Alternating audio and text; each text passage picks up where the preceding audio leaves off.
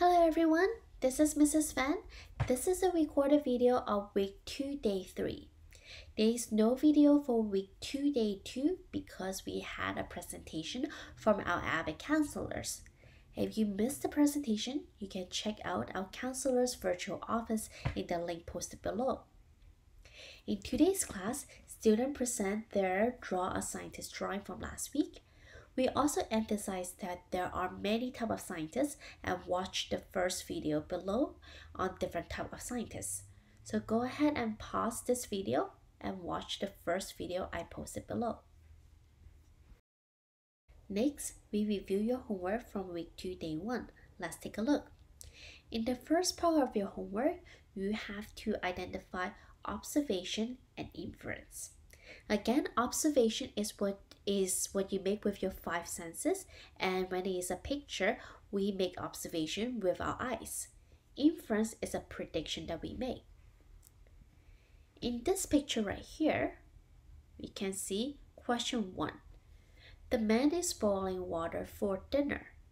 This will be an inference because we are not sure what he's boiling. He can be boiling water, or he can be boiling other things like soup or hot chocolate. Question 2. A stick is holding the bucket of water over the fire. So right here, this will be an observation because we do a stick, we do see the bucket, and we see the fire as well. Question 3. The men are trapped on a mountain. That will be an inference. It will be an inference because we are not sure the reason why they are on the mountain. So again, number 2, that will be an observation because that is something that we notice. Number 1 and 3, they will be an inference. Part 2, you can rewatch this video if you need to review what scientific method is. As we go over this part, we'll go over it in the order of scientific method. In the first step, we always want to start with the question. So that will be question 8. Why is the sliced cheese in the fridge all moldy? After you have your question, you want to form an observation. What do you see? And that would be question 4. We brought a block of unsliced cheese on the same day and it isn't moldy at all. That is something that you see. With your observation, you can make an inference. Inference is a prediction that you are making. That will be number 9. There must be something about sliced cheese that make it more likely to mold. That is a prediction you're making. With your prediction in inference, you can form a hypothesis that you test, and that will be in question 5. I think that sliced cheese gets moldy faster because people touch it more. Remember, your hypothesis should always follow with a reasoning why you think your hypothesis is true. In order to test your hypothesis, you can set up an experiment. Experiment will be number 7. I keep 4 separate sets of cheese in the refrigerator. 5 slices that I touch once a day, 5 slices that I leave untouched, 5 cubes of unsliced cheese that I touch once a day, and 5 cubes of cheese that I leave untouched. There are 4 sets of cheese that you're testing. Your results will be in question 6. After 5 days, both sets of cheese that I touch are moldy. Both sets of cheese that I left alone have no mold. Your result will be followed by your conclusion. What do you find as a result of your experiment? And that will be question 10. I was right.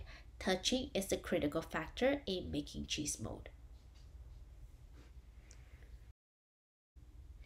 Next, we will continue to talk about variables and data interpretation. What are variables? Variables are a kind of data that can change during an experiment. There are 2 main types of data. An independent variable is controlled by the experimenter. It is not controlled by the event of the experiment.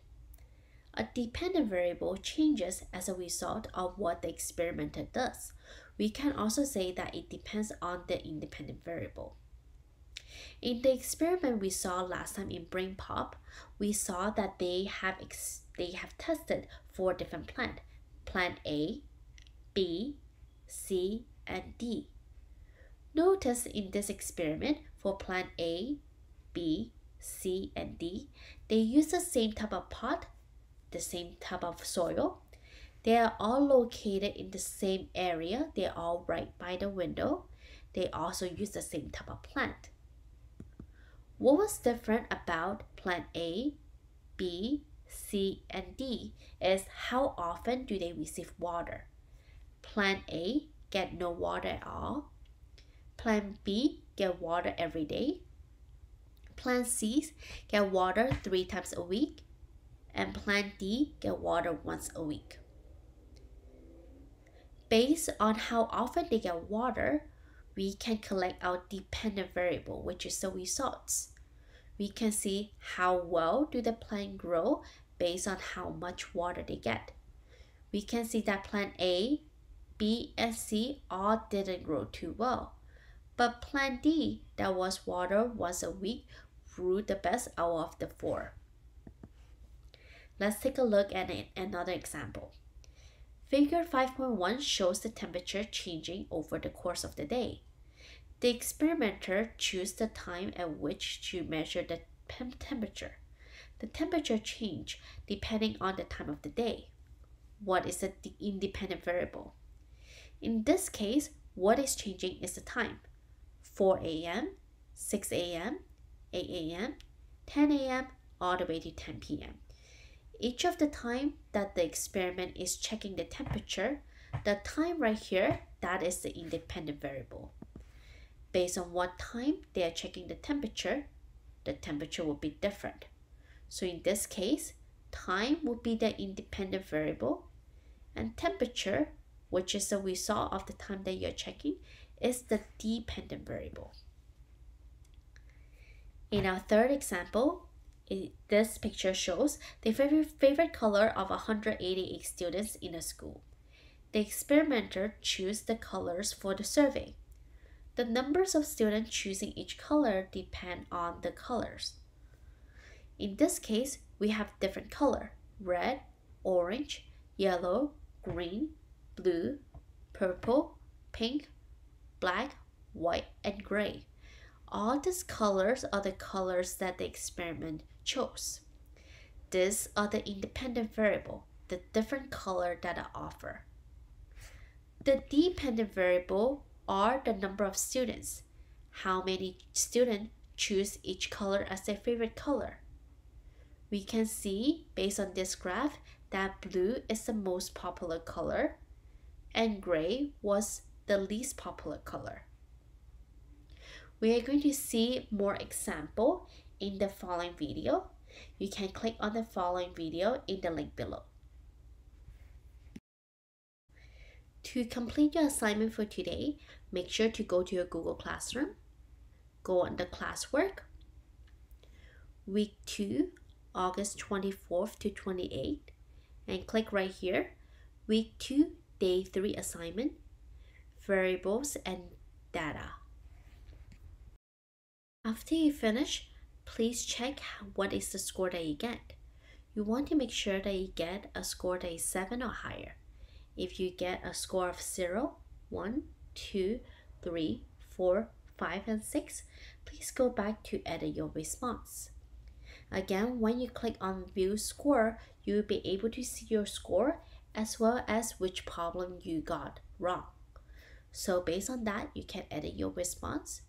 You can also go back to watch this video or the experiment from Mythbuster.